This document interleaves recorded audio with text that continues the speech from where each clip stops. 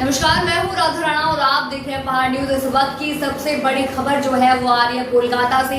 कोलकाता में एक 24 वर्षीय कानून छात्रा के साथ हुई कथित गैंगरेप की घटना ने पूरे देश को झकझोर कर रख दिया है। ये घटना सिर्फ एक अपराध नहीं बल्कि उस सामाजिक व्यवस्था पर भी सवाल उठाती है जो ऐसे लोगों को बार बार मौका देती है जिनका इतिहास अपराधों से भरा होता है। जिस आरोपी का नाम सबसे पहले सामने आया है उनका नाम है मनोजीत मिश्रा। पुलिस के अनुसार मनोजीत कोई नया अपराधी नहीं है बल्कि एक हिस्ट्री शीटर है जिसके खिलाफ पहले से कई गंभीर मामले दर्ज है। यही नहीं, वो किसी आम पृष्ठभूमि से आने वाला व्यक्ति नहीं है बल्कि एक पढ़ा लिखा कानून जानने वाला और पेशे से वकील है। वह कभी तृणमूल कांग्रेस छात्र परिषद का नेता भी है और अब कॉलेज में नॉन टीचिंग स्टाफ के रूप में काम कर रहा था। सबसे चौंकाने वाली बात यह है कि इस पूरी घटना की जड़ एक शादी के प्रस्ताव के इनकार में बताई जा रही। पुलिस के अनुसार पीड़िता ने जब शादी से इनकार किया तो मनोजीत ने अपने दो साथियों प्रोमित मुखर्जी और जेद अहमद के साथ मिलकर उस छात्रा पर हमला किया। पीड़िता के बयान के अनुसार उसे हॉकी स्टिक से पीटा गया, उसका वीडियो बनाया गया और फिर उसे ब्लैकमेल भी किया गया। जी हां, जब यह शिकायत पुलिस तक पहुंची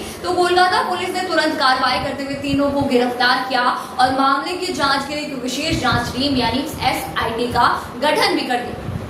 इस टीम का नेतृत्व एक सहायक आयुक्त स्तर के अधिकारी कर रहे हैं। ये टीम अब सभी तथ्यों की बारीकी से जांच कर रही है और आरोपियों से लगातार पूछताछ भी कर रही है। अब जरा नजर डालते हैं कि मनोजीत मिश्रा के आपराधिक इतिहास पर यह पहला मौका नहीं है जब उसका नाम किसी गंभीर अपराध में सामने आया है। साल 2017 में उस पर कॉलेज के प्रिंसिपल के ऑफिस में तोड़फोड़ का आरोप लगा था, लेकिन तब कोई पुलिस केस दर्ज नहीं हुआ था। इसके बाद 2019 में उसने एक महिला के कपड़े फाड़ दिए थे जिसके लिए उसके खिलाफ चार्जशीट दाखिल की गई थी।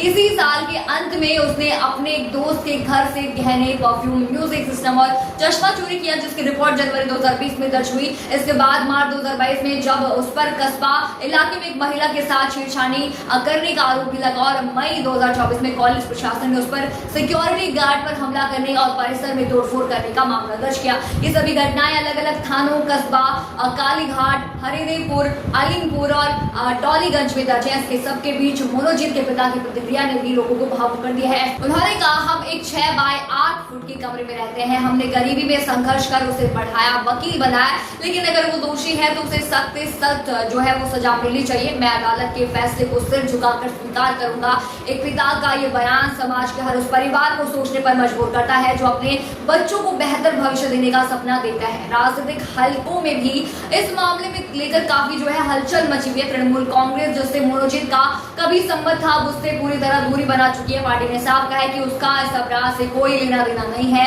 और अगर कोई दोषी पाया जाता है तो कानून के अनुसार उसे सजा मिलनी चाहिए। अब वही विपक्षी दल इस मुद्दे पर सरकार और कॉलेज प्रशासन को घेरने में जुट गए हैं। सवाल उठ रहा है कि कैसे एक ऐसा व्यक्ति जिसके खिलाफ इतने गंभीर आरोप पहले से थे उसे कॉलेज में नौकरी पर रखा गया और उस पर कोई सख्त कार्रवाई क्यों नहीं की। अब इस केस की जांच एक नई दिशा में बढ़ रही है। SIT की प्राथमिकता है पीड़िता को न्याय दिलाना और दोषियों को कानून के कटघरे तक लाना। इस बीच पीड़िता की हालत भी बेहद नाजुक बताई जा रही है। मेडिकल जांच और मनोवैज्ञानिक काउंसलिंग की प्रक्रिया चल रही है ताकि वो जल्द से जल्द सामान्य जीवन में लौट सके। वहीं दूसरी ओर समाज के सभी वर्गों से आवाजें उठ रही हैं कि ऐसे मामलों में न केवल त्वरित कार्रवाई हो बल्कि दोषियों को उदाहरण बनने वाली सजा दी जाए ताकि कोई और मनोजीत मिश्रा बनने की हिम्मत न करे। आज की ये घटना हमें एक बार फिर सोचने पर मजबूर करती है कि क्या सिर्फ डिग्री और शिक्षा किसी व्यक्ति के चरित्र की गारंटी होती है? क्या एक वकील जो खुद कानून का जानकार हो गया है वो अब जब अपराध करते हैं तो उसकी सजा और भी बड़ी नहीं होनी चाहिए? जी हाँ, क्या हमारे संस्थानों को ऐसे लोगों की भर्ती से पहले उनके चरित्र और पृष्ठभूमि की गहरी जांच नहीं करनी चाहिए? क्या समाज अभी चुप बैठा रहेगा या फिर ऐसे मामलों में खुलकर आवाज उठाएगा? आज का सवाल सिर्फ एक छात्रा के समान का नहीं है, ये सवाल है हमारे पूरे सामाजिक ढांचे का, न्याय प्रणाली का और उन सभी संस्थानों का जो ऐसे अपराधों को फलने और फूलने का मौका देते हैं। आप क्या सोचते हैं इस पूरे मुद्दे पर? हमें कमेंट सेक्शन में जरूर बताइए और बने रहिए पहाड़ न्यूज के साथ।